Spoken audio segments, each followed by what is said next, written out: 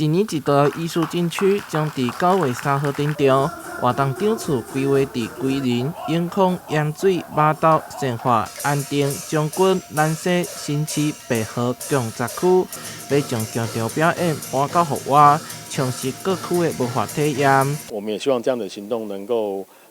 把艺术活动带到我们台南的不同的行政区基本上赶快我们透过4种不同的艺术的表现类型，音乐啦、戏曲、戏剧、马戏那9个团队一起那共同把不同的这个艺术表演的形态那分享给大家。台南市府持续落实文化宾馆，推动在地艺文扎根，到达已经累计办理367场次，超过26万人次参与，成果非常的好。在去年参与艺术禁区的活动的时候，就有家长说，他的孩子看着艺术禁区长大，现在已经18岁了。所以听到这些